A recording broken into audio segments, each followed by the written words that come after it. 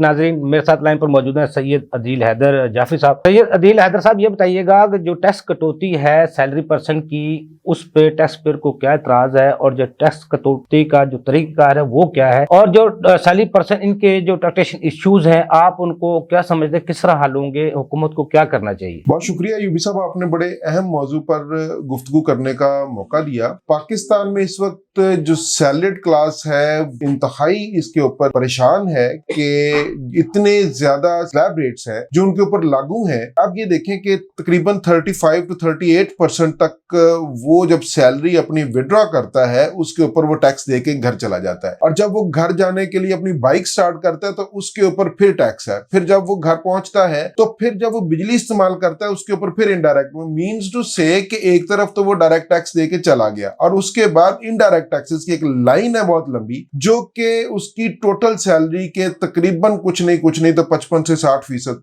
पे जाके खत्म होती है। कि यानी कि वो अपनी टोटल सैलरी का 55 से 60% हिस्सा टैक्स की मद में गवर्नमेंट को दे देता है, डायरेक्ट और इनडायरेक्ट टैक्सेस की सूरत में। अब इस साल की जो इस फिस्कल पीरियड है 2025-2026, इसके अंदर अभी तक जो सैलरीड क्लास है वो तकरीबन 266 बिलियन रुपए जो है टैक्स की मद में अदा कर चुके हैं। इससे कम टैक्स रियल स्टेट सेक्टर ने पे किया है, और इसके साथ साथ अगर हम ये देखें कि पिछले साल की निस्बत ये कितना ज्यादा है, ये तकरीबन जो है वो तकरीबन 9% पिछले साल की निस्बत ये ज्यादा टैक्स है। और इस वक्त जो टोटल कलेक्शन है अभी तक जो टारगेट एफबीआर को दिया गया था उस टारगेट के अंदर 303 ट्रिलियन रुपीस अभी तक जो एफबीआर ने वो कलेक्ट किए हैं, और उसका आप ये समझे कि तकरीबन जो है 266 बिलियन 1/10 हिस्सा जो है सिर्फ सैलरीड क्लास से ले लिया गया है। और इसके अगेंस्ट आपको पता है कि सैलरीड क्लास के अगेंस्ट अगर हम कॉर्पोरेट सेक्टर की बात करें तो वो भी इससे कम टैक्स अभी तक पे किया है। और ये जितना भी है ये अभी तक जो ऑटोमेटिक कलेक्शन आ रही है एफबीआर का इन्हसार, अभी तक ऑटोमेटिक जो कलेक्शन आ रही है, ऑटोमेटिक विद होल्ड टैक्स जो हो जाता है उसके ऊपर है, और उसकी कलेक्शन ज्यादा है एज कंपेयर टू के जो एफबीआर की अपनी एफर्ट है। एफबीआर इसका मतलब खुद कुछ नहीं करता, उसने सिस्टम को एक ऑटो पे लगा दिया है और वो सिर्फ tax collection with holding agents के थ्रू टैक्स कलेक्ट कर रहा है। और पूरा पाकिस्तान यूबी साहब इस वक्त एफबीआर का विद होल्डिंग एजेंट बना हुआ है, और उसके अगेंस्ट जो सैलरीड क्लास है उसको जो फैसिलिटीज अवेलेबल है वो किसी से ढकी छुपी नहीं है, आपके सामने है। बहरहाल इस वक्त जो सैलरीड क्लास है उसकी क्योंकि आमदन वो ज्यादा महसूस इस वजह से होता है कि आमदन उसकी एक लगी बंदी है, उसको एक specific amount at the end of the month मिल जाती है, स्पेसिफिक अमाउंट है, एक लगी बंदी अमाउंट है, उसी में उसने गुजारा करना है। और मैं जैसे पहले आपको ये अर्ज कर चुका हूं कि उसके अंदर तकरीबन 55 से 60% जो उसकी टोटल इनकम है उसका वो टैक्सेस की मद में अदा करके घर चला जाता है। डायरेक्ट टैक्सेस भी उसके अंदर शामिल है और इनडायरेक्ट टैक्सेस भी शामिल है। वज़ीर-ए-आज़म पाकिस्तान साहब का एक बयान पिछले दिनों सामने आया था कि सैलरी क्लास पे इस दफा कोई उम्मीद जाहिर की जा रही है और कोई डिस्कशंस भी चल रही हैं कि उसके ऊपर जो टैक्स है वो उसको कम किया जाए और सैलरी क्लास को कोई रिलीफ दिया जाए। बहरहाल ये अब बजट आएगा तो ही पता चलेगा, और उस बजट जब आएगा उसके अंदर अगर टैक्स की रिडक्शन की भी जाएगी वो तो उसका तो इम्पैक्ट ही अगले माली साल में आएगा। अभी तो ये है कि जितना भी टैक्स इस स्लैब रेट्स जो डिसाइड हो चुके हैं उसके ऊपर ही सैलरी क्लास ने पे करना है। और सैलरी क्लास इस वक्त जो है वो एक तो महंगाई से पिस रही है। महंगाई का मैं आपको बता दूं कि महंगाई ये नहीं है कि कोई चीज किसी चीज की कीमत कम हुई है, नहीं, चीजों के महंगे होने की शरह कम हो गई है। चीजें अपनी जगह पे उसी रेट पे हैं, महंगी हैं, मगर उनकी जो रोज बरोज महंगाई बढ़ रही थी, उन कीमतों में इजाफा हो रहा था, वो शरह कम हुई है, मगर चीजों की कीमतों में जो खातर खा अभी तक कमी नहीं आ सकी। तो इसके बारे में हम यही कह सकते हैं कि सैलरी क्लास इस वक्त हर तरफ से जो है वो पिस रही है और तंग भी है। सैयद अदील हैदर साहब, ये भी बताइएगा कि जो डॉक्टर्स की मॉनिटरिंग की जा रही है और मॉनिटरिंग के दौरान क्या एफबीआर के अफसरान उस पर टैक्स कटौती कर सकते हैं, उसका तरीक़ाकार क्या है? ये सिर्फ नॉन प्रॉफिट इदारे या ट्रस्टी हॉस्पिटल या प्राइवेट इदारों के लिए इसकी टैक्सेशन क्या होगी? इसके हवाले से आप क्या जानते हैं? जी यूबी साहब, ये आजकल टॉक ऑफ द टाउन भी है और ये बड़ा हॉट क्वेश्चन है कि इस वक्त जो डॉक्टर्स हैं वो ज़ेर अताब हैं। पिछले दिनों एक बयान भी आया था एफबीआर की तरफ से कि तकरीबन इस मुल्क के 66% जो डॉक्टर्स हैं वो टैक्स देते ही नहीं है, या अपनी इनकम से जो उनकी जेन्युइन इनकम बनती है, जो उनकी रेवेन्यू बनता है, उसके अगेंस्ट वो टैक्स नहीं दे रहे। और उस ही चीज के पर उन्होंने मॉनिटरिंग जो डॉक्टर्स की है वो स्टार्ट कर दी है और डॉक्टर्स इस वक्त ज़ेर अताब हैं। हम ये बिल्कुल नहीं कहेंगे कि कोई बंदा टैक्स ना दे, क्योंकि टैक्स कलेक्शन इस मुल्क की रीढ़ की हड्डी है और टैक्स कलेक्शन होगी तो ही मुल्क आगे चलेगा। और हर किसी को, भले वो डॉक्टर है, भले वो किसी भी शोबा है जिंदगी से ताल्लुक रखता है, उसको अपना जो भी उसका रेवेन्यू है, जो उसकी इनकम है, उसके मुताबिक टैक्स देना चाहिए। मगर कुछ यहाँ पे अब हो ये रहा है कि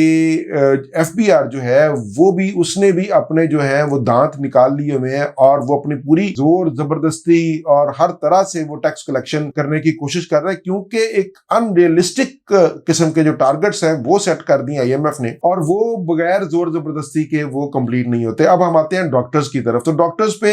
जो है अभी तक तो ये हो रहा है, सेक्शन 175C है मॉनिटरिंग का। मॉनिटरिंग के लिए जब एफबीआर का अमला जाता है तो वहां पे वो उनको ब्लैकमेल भी करते हैं, प्रेशराइज करते हैं कि जनाब आ गए हैं और आप इतनी जो है रकम जो है, इतने पैसे आप गवर्नमेंट ट्रेजरी में जमा करवा दे तो हम आपकी जो है ना वो जान बख्शी कर देंगे। मगर इसमें जो टैक्सेस की जो शरह है वो अपनी जगह पे कायम है, मगर इसके अंदर अगर फर्ज किया कि मॉनिटरिंग कर रही है एफबीआर और उसके अगेंस्ट डॉक्टर्स के या आम बिजनेसमैन के, ये मॉनिटरिंग 175 सेक्शन C है, ये सिर्फ डॉक्टर्स के लिए नहीं है, ये तमाम बिजनेस के लिए है, क्योंकि किसी भी बिजनेस की मॉनिटरिंग हो सकती है। तो मॉनिटरिंग के लिए जब भी कोई अमला जाए, डॉक्टर्स के जो राइट्स हैं वो ये है कि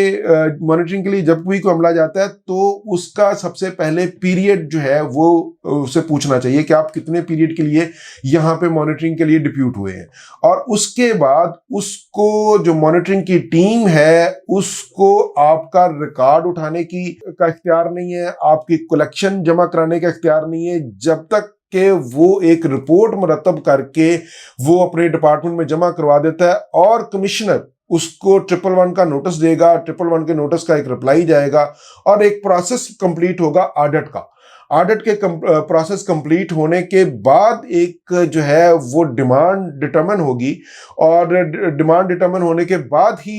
डेफिनेटली एक टैक्स की मद में कोई भी रुपया जमा कराया जा सकता है। मगर यहाँ पे हो ये रहा है कि मॉनिटरिंग के लिए लोग जाते हैं, वो प्रेशराइज करते हैं डॉक्टर्स को, क्योंकि अपने हकूक का, अपने राइट्स का पता नहीं है ज्यादातर, क्योंकि मोस्टली लोग तो जारी बात है इनकम टैक्स ऑर्डिनेंस नहीं पढ़ते।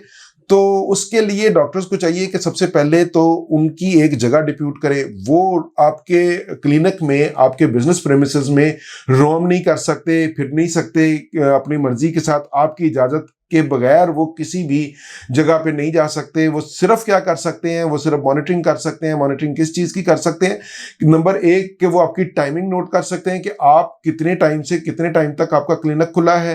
आपके अप्रॉक्सीमेटली एक दिन में कितने पेशेंट्स आते हैं। तीसरा ये कि आप उन पेशेंट्स से क्या फीस चार्ज कर रहे हैं और उनको क्या फैसिलिटीज दे रहे हैं, मतलब मेडिसिन दे रहे हैं, कोई ड्रिप लगा रहे हैं, या वो अगर आपके क्लिनिक में या आपका छोटा सा कोई हॉस्पिटल है उसके अंदर एडमिट है, या उसको क्या ट्रीटमेंट दे रहे हैं, और उसकी अगर आप दवाई भी साथ दे रहे हैं तो उसके ऊपर भी अगर आपका मार्जिन है तो वो उसको कैलकुलेट करेंगे। वो सिर्फ मॉनिटरिंग करके अपनी नोटिंग कर सकते हैं, इसके अलावा उनके पास कोई इख्तियार नहीं है। और उनके साथ कन्वर्सेशन करने के लिए डॉक्टर्स को ये चाहिए कि अपना फोकल पर्सन जो उनका टैक्स कंसल्टेंट होगा, या अगर उनका कोई वहां पे सीएफओ है क्लिनिक या हॉस्पिटल में, या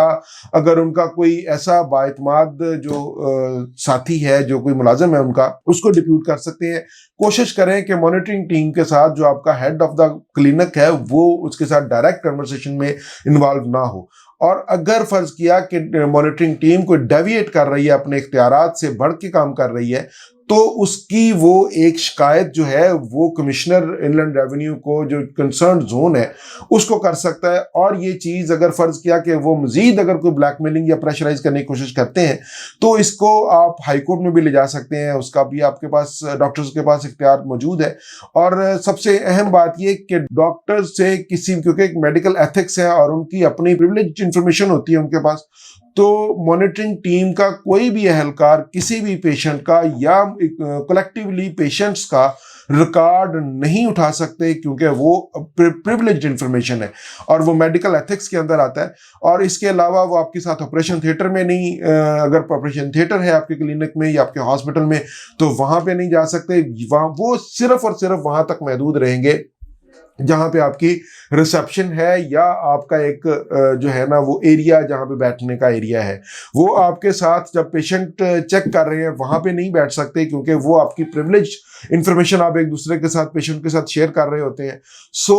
मॉनिटरिंग के लिए डॉक्टर्स को अपने राइट्स का पता होना चाहिए कि वो at the time of monitoring, जब ये नोटिस इशू हो जाता है, मॉनिटरिंग टीम आ जाती है, तो वो किसी किस्म का कोई रिकॉर्ड नहीं उठा सकते, किसी किस्म की कलेक्शन नहीं ले सकते जब तक कि वो प्रोसेस मुकम्मल होकर एक आर्डर की सूरत में ना आ जाए। और वो अगर आर्डर अपील में चला गया है, अब तो खैर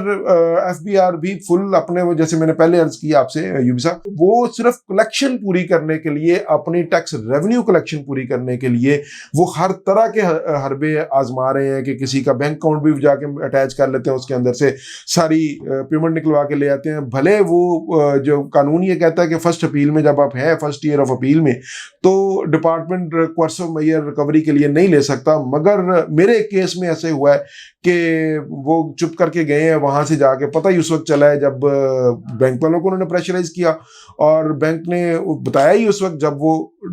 पे आर्डर उन्होंने अपने जो जितने भी पैसे उसके अकाउंट में पड़े थे उसका पे आर्डर बनवाया है और वो चलते बने। बहरहाल ये सारी चीजें हैं। अगर फर्ज किया कि डॉक्टर, अगर एफबीआर अगर आप दांत निकाल के सख्ती कर रहा है और हर तरह के हरबे इस्तेमाल कर रहा है, तो टैक्स पेयर को भी अपने राइट्स का पता होना चाहिए और टैक्स पेयर को अपने राइट पे खड़ा होना चाहिए। हाँ, ये है कि आप अपने जो अकाउंट्स हैं वो एज पर जो आपकी एक्चुअल जो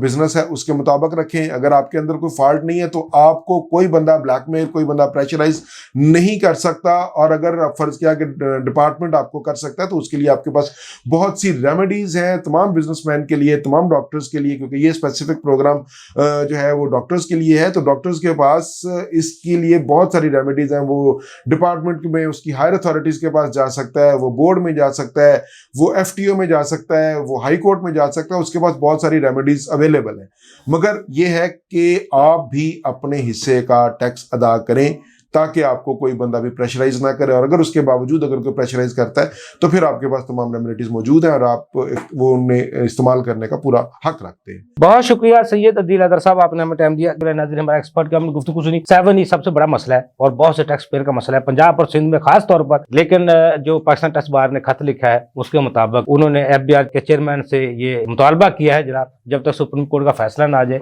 जब तक 7E का ना नोटिस किया जाए, ना इस पर कोई कार्रवाई की जाए, ताकि टैक्स पेयर को मजीद मुश्किलात में ना घेरा जाए, टैक्स पेयर को आसान किया जाए। अगले प्रोग्राम तक लिए अफजल भी को इजाजत दीजिए। अल्लाह हाफ़िज़। पाकिस्तान जिंदाबाद। देखिए प्रोग्राम टैक्स और अफजल अयूबी के साथ।